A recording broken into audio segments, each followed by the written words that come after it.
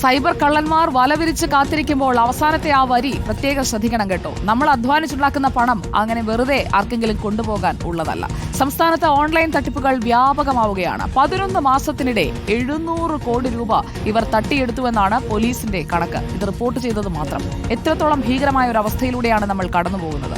ഉന്നത വിദ്യാഭ്യാസമുള്ളവരെയും ബിസിനസ്സുകാരെയുമാണ് പ്രധാനമായും തട്ടിപ്പുകാർ ലക്ഷ്യമിടുന്നത്. എറണാകുളത്താണ് ഏറ്റവും അധികം കേസുകളുള്ളത്. ഈ തട്ടിപ്പിന്റെ കണക്കുകൾ നമ്മൾ പൊതുവെ നോക്കുകയാണെങ്കിൽ ഇന്ത്യയിലൊട്ടാകെ ഏകദേശം 20,000 കോടിയിൽ കൂടുതൽ സാമ്പത്തിക സൈബർ തട്ടിപ്പ് നടന്നതായാണ് കണക്കാക്കാൻ കഴിയുന്നത്. അപ്പോൾ അതിൻ്റെ ഒരു ഭാഗമായി കേരളത്തിൽ ഒരു 500 കോടിയിൽ പരം തട്ടിപ്പ് 2024 നടന്നിട്ടുണ്ട്. ഓൾമോസ്റ്റ് 80% എനിക്ക് തോന്നുന്നു ഇൻവെസ്റ്റ്മെന്റ് ടൈപ്പ് തട്ടിപ്പുകളാണ്. മറ്റൊരു 10% വ്യാജ എൻഫോഴ്സ്മെന്റ് ഓഫീസർ തട്ടിപ്പുകളായി.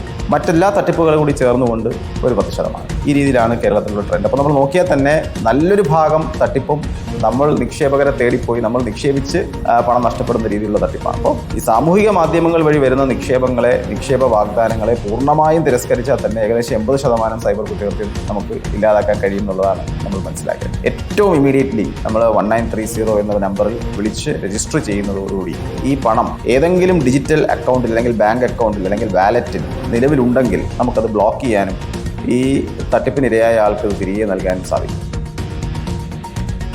നമ്മൾ അധ്വാനിക്കുന്ന പണം മറ്റുള്ളവർക്ക് നൽകുന്നത് എന്തിനാണ്? ഒന്ന് ശ്രദ്ധിച്ചാൽ ഈ പണം നമ്മുടെ കയ്യിൽ തന്നെ ഇരിക്കും. എന്തൊക്കെയാണ് ശ്രദ്ധിക്കേണ്ടത്? ആവേശ സിനിമയിൽ പറഞ്ഞതുപോലെ ശ്രദ്ധിക്കണ്ടേ എന്ന് നമ്മൾ പരസ്പരം ചോദിച്ചുകൊണ്ടേയിരിക്കണം എന്നുള്ളതാണ് ആദ്യത്തേത്.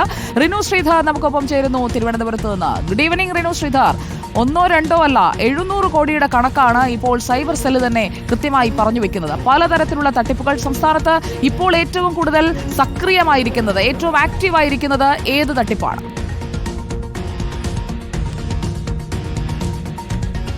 Good evening Sujaya. രാജ്യത്ത് തന്നെ 20,000 കോടി രൂപയുടെ സൈബർ തട്ടിപ്പ് ഈ വർഷം നടന്നു എന്നുള്ളതാണ്.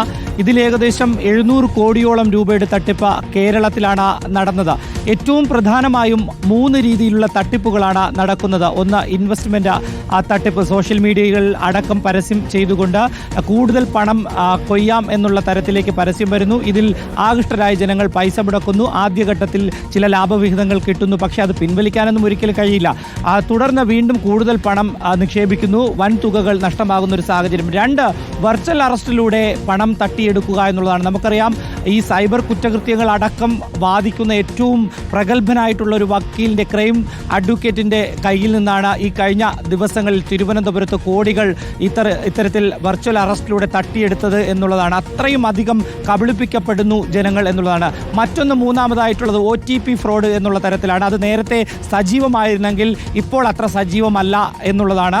ഈ 3 തട്ടിപ്പുകളാണ് പ്രധാനമായിട്ട് ഉള്ളത്. കേരള പോലീസ് 19-30 എന്ന നമ്പരൊക്കെ കൊടുത്തിട്ടുണ്ട്. ഏകദേശം 98 കോടി രൂപയോളം തിരികെ ഈ നിക്ഷേപകർക്ക് അല്ലെങ്കിൽ തട്ടിപ്പിനിരയവർക്ക് കണ്ടെത്തി നൽകുവാനൊക്കെ പോലീസിനായിട്ടുണ്ടെങ്കിലും ഈ ഓരോ വർഷം കഴിയുന്തോറും, കഴിഞ്ഞ വർഷം 200 കോടി രൂപയാണ് ഈ സംസ്ഥാനത്ത് ഇത്തരത്തിൽ സൈബർ തട്ടിപ്പ് നടന്നത് എന്നുള്ളതാണ്. പക്ഷേ അതിൻ്റെ ഇരട്ടിക്കിരട്ടിയിലേക്ക് ഇത്തവണ ഈ വർഷം പോയിരിക്കുന്നു എന്നുള്ളതാണ്. ഓരോ വർഷം കഴിയും തോറും സൈബർ മേഖലകളിൽ ഈ തട്ടിപ്പ് എന്ന് പറയുന്നത് അതിരൂക്ഷമായി മാറിക്കൊണ്ടിരിക്കുന്നു. ജനങ്ങൾ വലിയ രീതിയിൽ കബളിക്കപ്പെടുന്നു എന്നുള്ളതാണ്. എറണാകുളം ജില്ലയിലാണ് ഏറ്റവും അധികം ഇത്തരത്തിൽ തട്ടിപ്പ് നടന്നിട്ടുള്ളത്. 2ാം സ്ഥാനം തിരുവനന്തപുരത്തുണ്ട്. തിരുവനന്തപുരത്ത് ഏകദേശം 90 കോടിയോളം രൂപയുടെ തട്ടിപ്പ് തിരുവനന്തപുരം ജില്ലയിൽ മാത്രം ഈ 11 മാസത്തിനിടെ നടന്നു എന്നുള്ളതാണ് ഏറ്റവും പ്രധാനപ്പെട്ട ഒരു കാര്യം.